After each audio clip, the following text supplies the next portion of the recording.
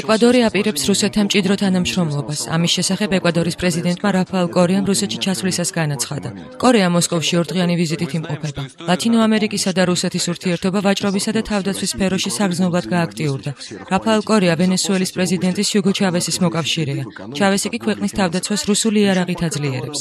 გასულ თვეს რუსეთმა ჰიუგო ჩავესს სამხედრო ვერტმფრენები და ტანკები მიყიდა. კორეამაც ორი რუსული ვერტმფრენი შეისყიდა და კიდევ გეგმავს 136 მილიონი ევროს ღირებულების სამხედრო აღჭურვილობის შეძენას.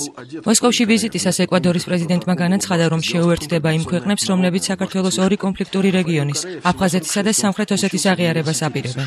პოლიტიკური ანალიტიკოსი ვიქტორ ლინკინი ამბობს, რომ ამერიკა ძალიან გააქტიურდა ყოფილი საბჭოთა კავშირის ტერიტორიებზე, განსაკუთრებით საქართველოსა და უკრაინაში. ბუნებრივია, რომ რუსეთი საპასუხოდ ლათინურ ამერიკაში იმოქმედებს. პრეზიდენტ კორიამ აღნიშნა, რომ შესაძლოა მისმა ქვეყანამ, რომელიც ოპეკას ქვეყნების წევრია, რუსეთთან შეთანხმებას მიაღწიოს ენერგეტიკულ თანამშრომლობაზე. მოსკოვს საკმაოდ დიდი ინვესტიცია აქვს ჩადებული ნავთობ პროექტებზე ვენესუელაში.